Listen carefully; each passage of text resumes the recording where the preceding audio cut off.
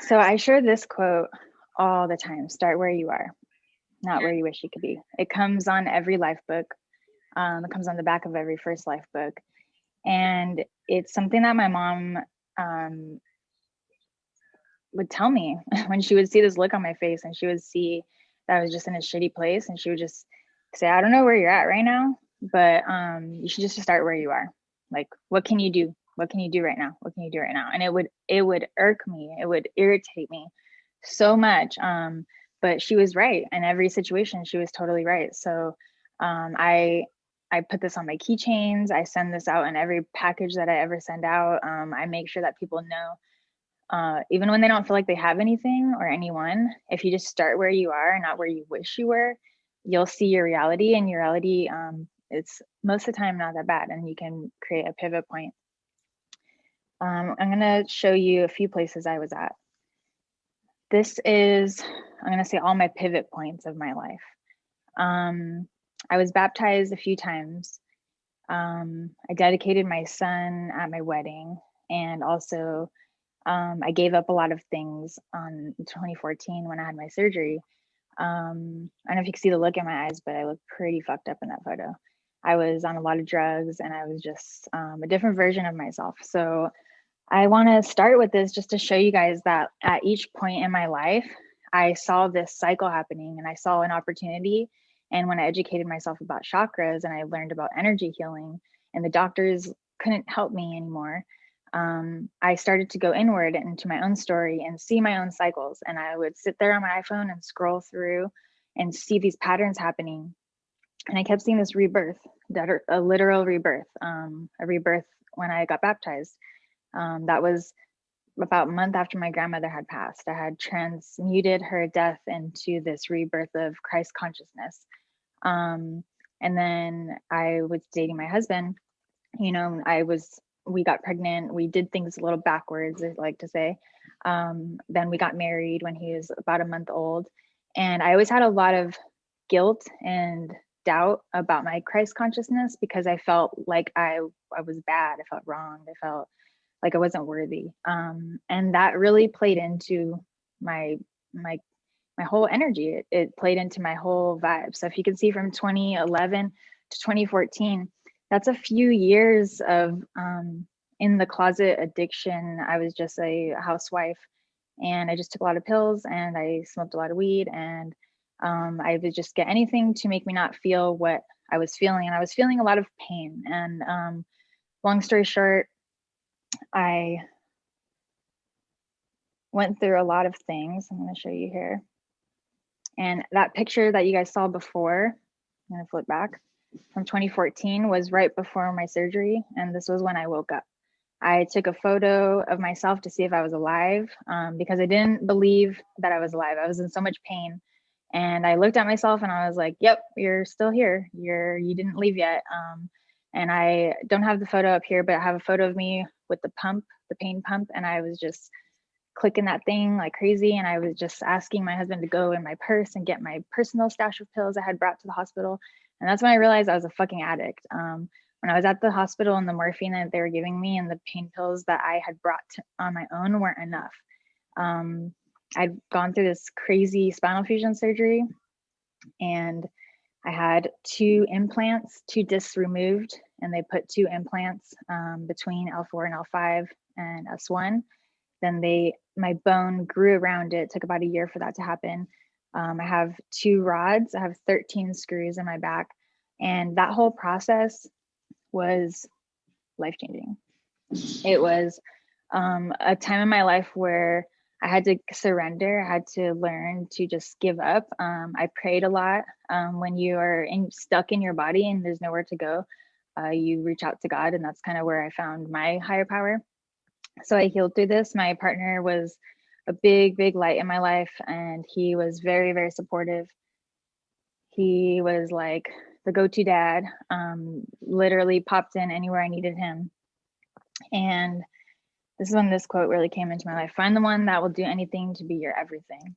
And I don't even know where I heard that, but I took that picture of him like right when we first moved to the East Coast, and I was honestly really fucking scared. I was really scared because we were kids. I look at him in that picture and I'm like, we were kids in that photo, 23, 24-ish. And didn't even know what we were about to go through. But this quote always comes to my mind, and growing feels like breaking at first. Keep going.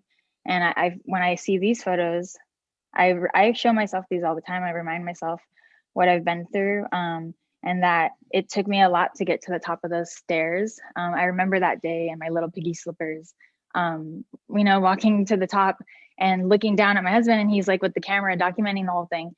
And I was just like, I did it, I got to the top of the stairs, and like that was step one to go home from the hospital, climb to the top of that box and like you can go home. And it was like, I was in the hospital for like a week, I was just like ready to go. Of course he was ready to go too, but we made it work.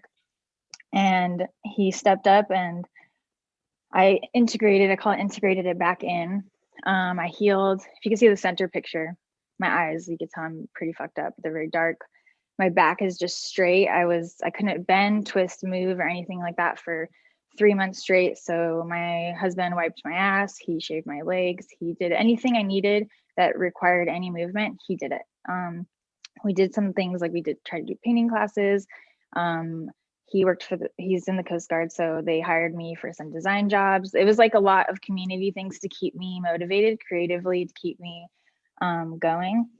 And then we got separated. He got deployed, and I just went into this phase of where I was alone a lot. In the center picture, I'm pregnant with Charlie, and that's when I knew he was about to deploy. And we were just like in that phase of like, let's soak it all up. Like, let's literally soak it all in. And we were just doing every family trip we could. We lived in San Francisco, so we would go to the city every chance we had. And then he left, and I had an incident happen to me. This is where the cycle starts, and I documented these photos. I didn't realize it till I had cycled through it back again. But I had started taking photos of myself losing all this weight, and it wasn't normal for me to lose weight. I usually would gain weight, and the photo on the left, I don't know if it's a video or not. Yeah, it is. So I took a slow-mo, like this is how traumatized I was. There was a store, and I was in that store that day. Let me get back to that. I was in that store that day, and I was just purchasing something. It was me trying to get Box of Knots going, and I was trying to like find something for myself to feed my creativity into. And this man was working there, and he was having a bad day. He was having a fucked up day. He was a stock worker, and he was like stocking the shelves. And long story short, I came in, and something he just stocked, I kind of fucked it up. I messed it up, and the shelf fell, and he got really pissed off. They say something to him. I didn't know all of this. He gets dismissed from work. I'm in the parking lot of that store that I drove past, and he just walks up to me with a knife. So I ran back into Dollar Tree, and I held the doors shut myself, and I was screaming. I felt psychotic, and I was like looking at everyone, and I was like, the man, the one that works for you, he just chased me with and no one believed me. No one believed anything that I was saying. And I'm just like holding the doors shut, and I looked crazy. I looked fucking crazy. And I called the cops. The cops came, like you see them. Like I left, and I took a photo because I kept driving by, and I wanted to see that. Did they arrest him? Did they do anything with him? And I couldn't access my husband. He was literally half a mile from me in that point, but because he was in the military, he was inaccessible at that point. And I felt helpless. I felt I don't even know how to explain it, but I want to say it was just my like lowest of my low. And it re-traumatized my cycle. It re-traumatized me. And then I went through this next phase. So my husband had, left and come back and left and come back over a 3-year period of time. During that time, I also got pregnant with my daughter. Me and my pets and my son would travel back and forth, back and forth, back and forth to visit family. This is a video, this is cute.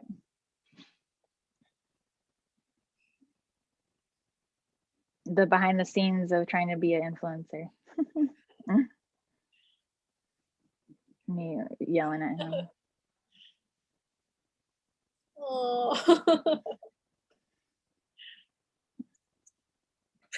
We're telling him, look excited.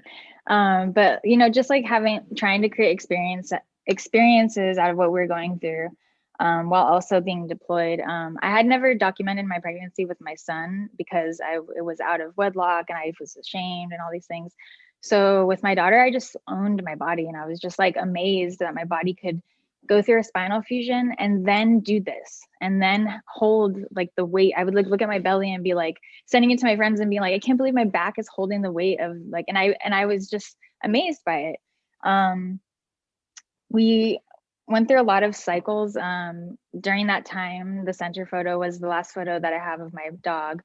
And then on the right one, we had buried her a couple days later. And then Charlie was born. So I feel like the pattern of transmuting death, it popped up again. And it became this thing for me. And at that point, I was just like done. When my dog, she's 12 years old at the time, when she passed away, it crushed us all, everybody in my family. We had like a funeral for her, and it was a really a big experience for us. But at that point, I had decided that I was going to move because where we were living was very expensive and we couldn't afford it. And I had these visions for Box of Knots. I had these visions. I'm going to play.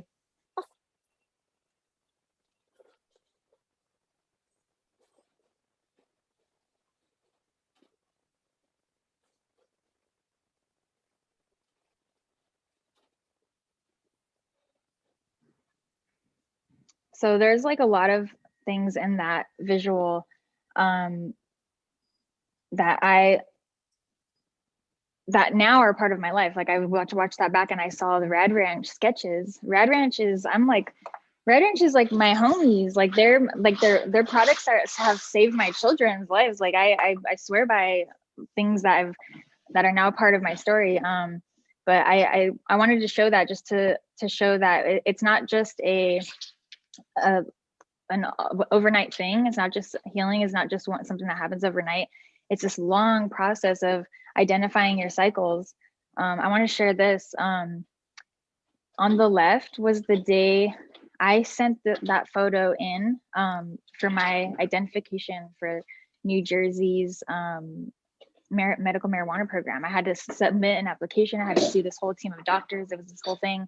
And that was the photo. It was like I call it my mugshot. And I don't even know who that person is. I'm wearing my back brace. My back was broken at that time. I hadn't had my surgery. I was just a different ghost version of myself. And my hair, I had this attachment to my hair, and it was just a thing.